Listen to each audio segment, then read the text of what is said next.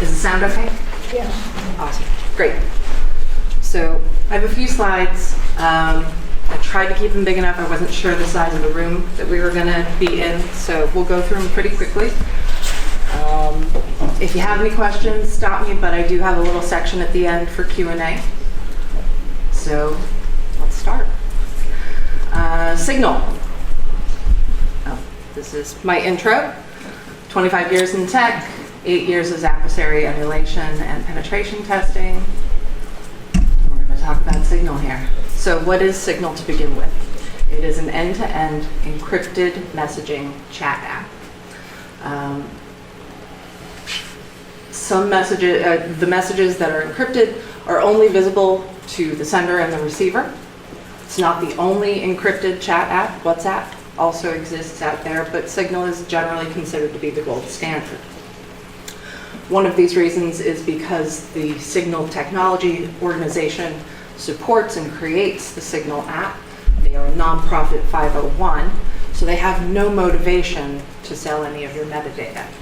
Whereas WhatsApp, which is owned by Meta, is very much interested in selling your information and storage. And then encryption itself, as we talked about, there is a server in between. So you send a message, it hits the Signal server. The Signal server can't see the contents or the metadata of it. It just sends it along to the recipient. And the recipient has the other key that can then open the message.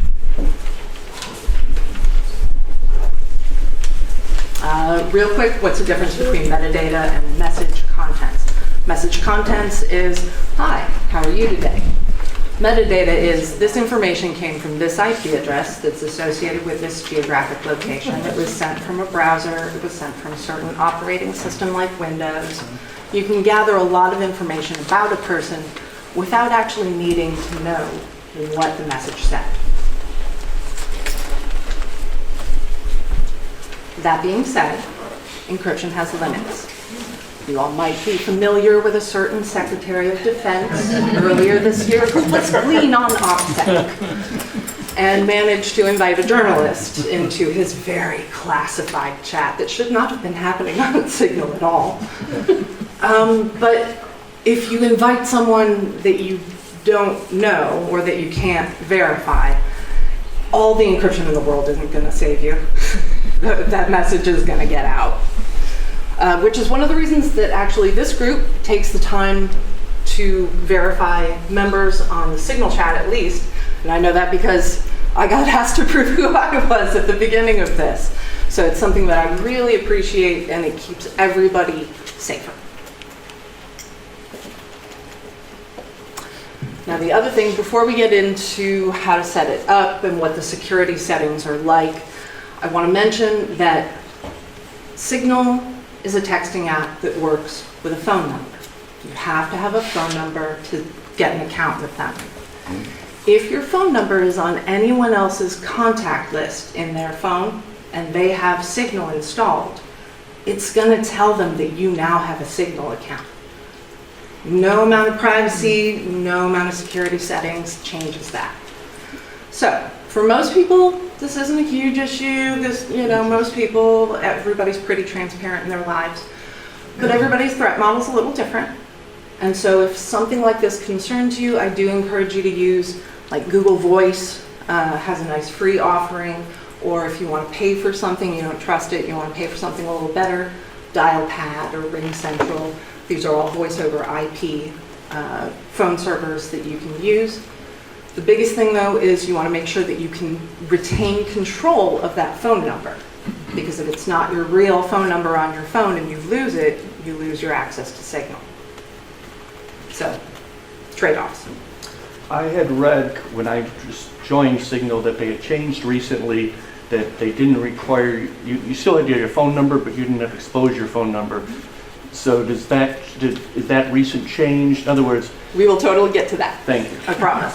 Thank you. There are ways to protect that information. Thank you. So if anybody doesn't already have Signal installed, I would encourage you to install it. These are legitimate apps that I've transferred into QR codes, so these weren't things that were got off the internet. You can also install it on Windows devices if you use Microsoft Store. And there's a handout that is going around that has those QR codes as well. Also has a couple of links that you'll see at the very end.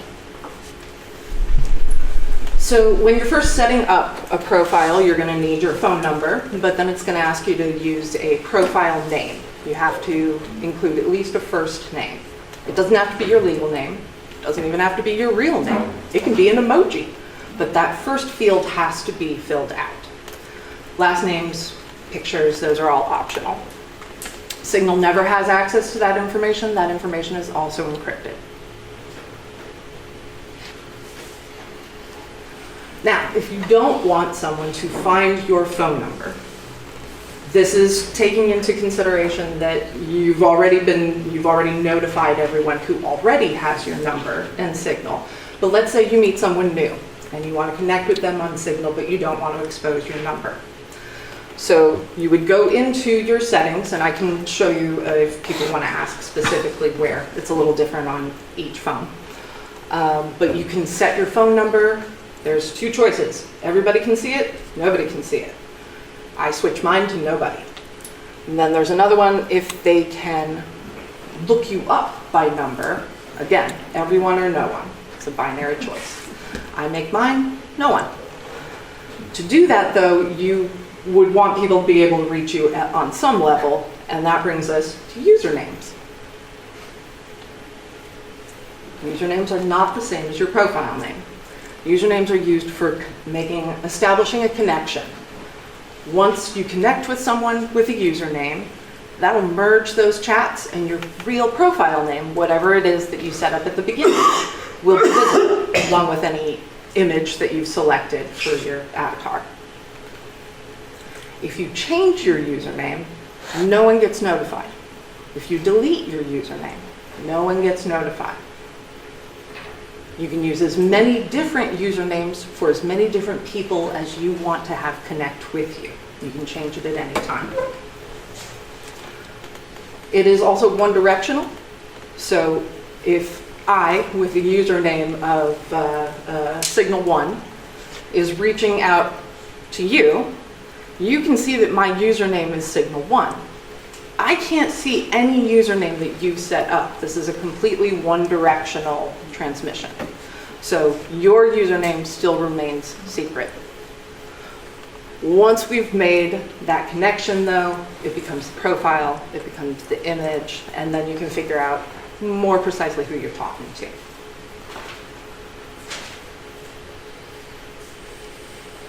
The other thing to note is if someone has your contact information, then your profile name, then they connect with you with a username, all of those are going to combine. They will be able to obviously know who you are. They have those three pieces of information. So the messages are encrypted. You're hidden behind a username. How do you figure out you're actually talking to the person you think you're talking to? Signal has these fantastic things called safety numbers. These are good for one-on-one conversations. They don't scale terribly well to group chats. But if you and a friend want to make sure that you are always the person talking to each other and no one can hijack your conversation or register your account with something else, you would use safety numbers. You go into a profile, you come up with a number. It also has a handy QR code. The best thing to do is compare them while you're standing next to each other. Let your phone scan their QR code. Let theirs scan yours. You push the little button that's marked verified, and now you absolutely know that you're talking to who you think you're talking to. If that comes up as something that changes, and you'll get notified, your safety number has changed. Sometimes this happens because someone gets a new phone and has to or even has to reinstall the app on their regular phone.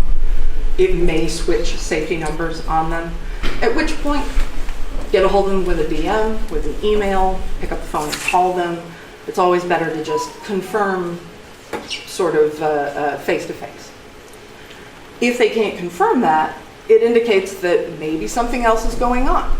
You might not know for sure, but it would also be valuable to reset those safety numbers and reconnect with that person that you're sure you're talking to.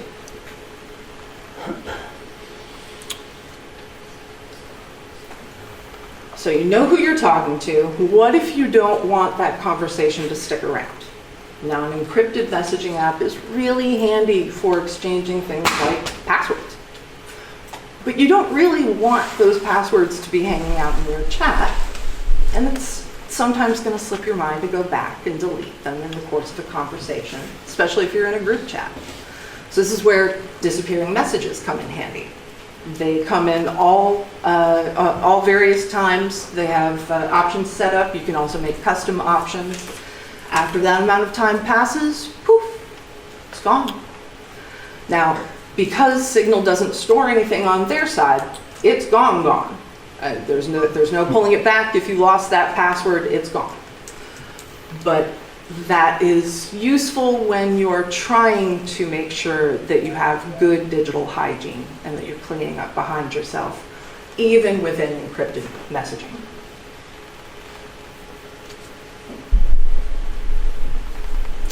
Another handy feature that I like to use is the notes to self. You can just open a new chat and just type in notes to self, and it has this function that pops up for you.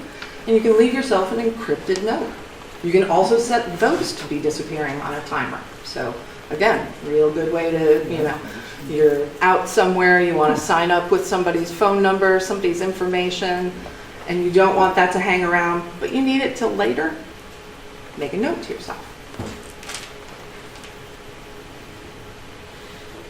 And these are just some of the other security settings, security-related settings, really.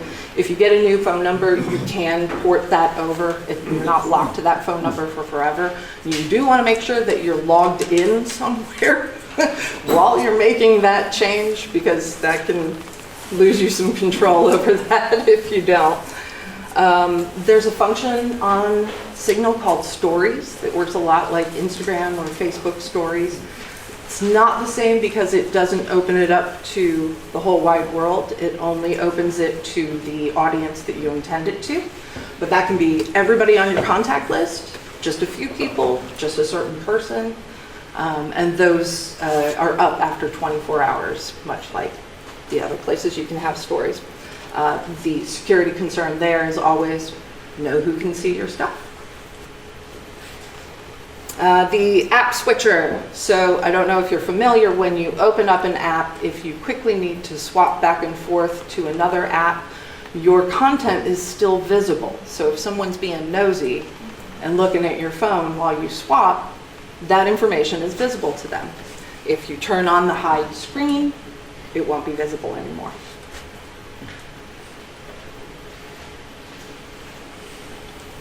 These are settings, I call them sensitive settings because they're not as much security related, but they can help. These are not typical settings that I would encourage everybody to use. Generating link previews is how we can make sure that we're following the right link in a group chat. But if you don't want that traffic to go back and forth, you can disable that. If you find yourself in a region where you can't use Signal, not super likely for everyone in this room, but it could happen. You can always use a proxy and set that up in the settings. Likewise, if you are using it for phone calls and you decide that you don't want the person on the other end to have any chance of finding out your IP address, you can relay those calls through the Signal servers. Now that's definitely going to make the call quality worse. Can you define proxy, please? A proxy in this case is going to be you are hiding where you're coming from your internet service provider. So a VPN? It's not quite the same as a Okay. VPN. That's what I wanted to clarify. They are similar. They are not the same. Thank you. And the link devices. So every once in a while, I encourage you to go in here and take a look at that. It should be exactly what you expect, and if you see any other devices in there, there's a button that you can just go unlink. If it winds up being something that you were signed into, you'll just have to sign back in. Screen lock is a weird little function. You have to already have a lock set up on your phone. So why would you double lock for Signal? The idea is that, say you've got a 5-minute timer on your phone before it locks out. You could put a 1-minute timer onto Signal so that when you're going back and forth, your chats are still locked, no matter who's looking over your shoulder. And then when everything locks, it all uses the same PIN. And the nice thing that I like to use it for is if you get a message while it's locked, you can't see the contents of the message. You can't even see who sent it to you.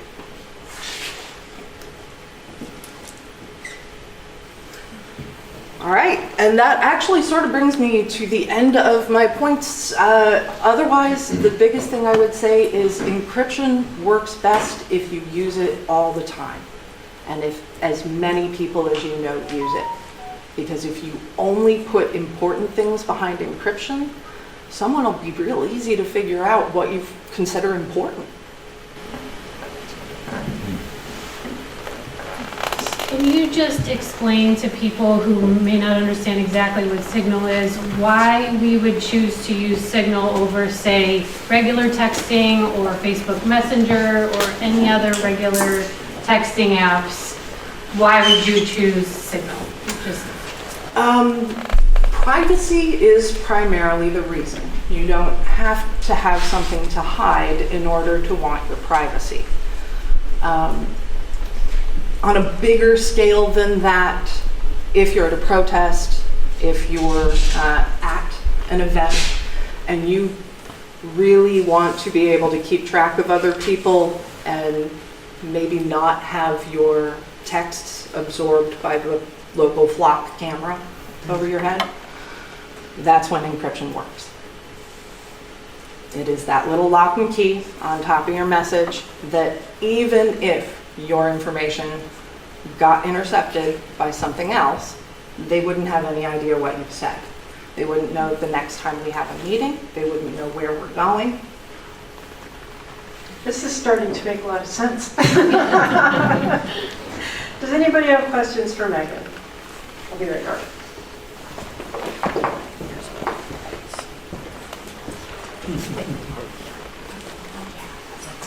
Hi, so sometimes phones have message previews that are showing on a lock screen. So would you also advise making sure that those lock screens and those notifications are turned off as well? If you turn off the notifications for Signal, it will no longer show those things on the lock screen.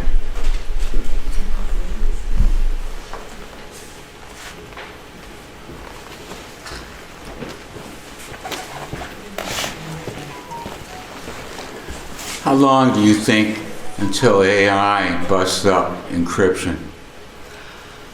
Oh, I think humans have a much higher risk of messing things up first. Was there somebody else over here that had a question? Be right over. There used to be a talk show host back in the 70s that did this. I feel like instead of a rock star, now I'm a talk show host. What are the best practices for verifying people you're going to add to a group, especially if you, like, there's someone who's been referred to you, but you've never seen them in person? This goes a little outside of Signal, but in general, face-to-face is always my first choice. When it comes to digitally verifying people, FaceTime. Signal also supports video calls, so you can connect with somebody and have that face-to-face contact.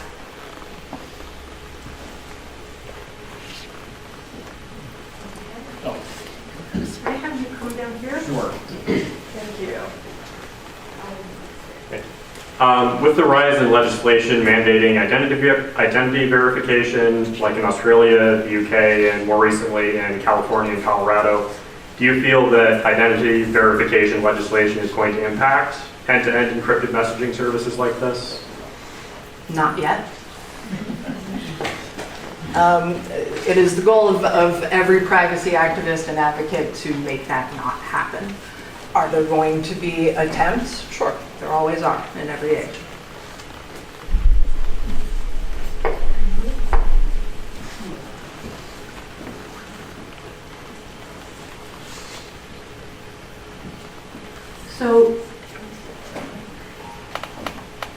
So when you're talking about contacts, that's the contacts on our phone. Mm-hmm. Yep. So, and I know I've been prompted, do you want to allow Signal to have access to your contacts? And I say no, No. but that's me on my side, Yes. right? So somebody else said yes, and I was in their contacts. Yeah. I also get a pop-up on Signal periodically that just says, okay, you set a PIN, go ahead and verify it. And it just does this periodically. What is this for? The PIN is part of a registration lock. So if you needed to re-register your phone for some reason, say you had to reinstall Signal or something like that, that 4-digit PIN would be the thing that you have to punch in order to say, yes, this is me, this is my account, I've registered it as myself. The nice thing about the PINs is if you really forget, I think it's a 7-day window, and then that PIN resets if you haven't used anything or logged in or anything like that, which is why it prompts you to reconfirm it. And one last one on the verification. So you talked about the safety number, and so I didn't quite follow that. So if Patrice and I are meeting for the first time, and we're standing next to each other with our Signal, it's a way for us to say this person I'm chatting with is Patrice? Yes, exactly. So that way you would know that you're actually talking to Patrice on her phone. And there's somebody on this side? So how do you measure how robust the encryption is? How can we be sure, that's how it advertises itself. It's all mathematics. Well, that's a general answer. I mean, can you have any measure that tells us? Signal uses what is considered best practice and the current standard for encryption. They haven't developed anything better yet, but mathematicians are always working on it. Any more questions? Okay.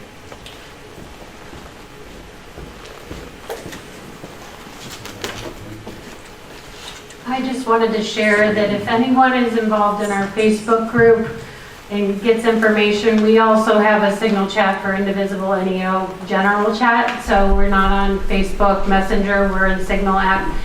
And we also have one for our arts committee. So if anyone's interested in joining either one of those chats, reach out to Patrice or I and we can get you connected with our group's Signal chat. No, reach out to Jen. Or Stuart, who has his hand up over No, here. I'm not administrator, but I have a follow-up to her question, though, Okay. her comment. I would not consider that group a private. So make it very clear, everyone is checked before they go in, but that's a huge group. The only time you can, and please correct me if I'm wrong, but the only time you can be sure this is a true private is when you know who the other person is. And I love, what was it, Marianne, that mentioned about sharing all your contacts? I mean, the weakest link is the human link. The security is quite high, but you got to think, connecting to people, you know who they are, and the smaller the group, the more likely it is that it's truly a chat, private chat. That's why those safety numbers, they don't scale. Like, you can't share a safety number. I suppose you could share a safety number with everyone here in the room tonight, but you still might probably have someone on the group chat that you don't share those numbers with. So they're better on a one-on-one basis, and I would absolutely agree. Just in general, just like you would on Facebook, don't assume that it's entirely private. Again, Facebook I treat as public at all times since I was first on. Even though they had privacy, I never considered Facebook private. Signal is going to give you an extra level of prevention, but again, I wouldn't be sharing anything that would put you in legal jeopardy there. Good advice. Absolutely. Lees, thank you so much for joining us.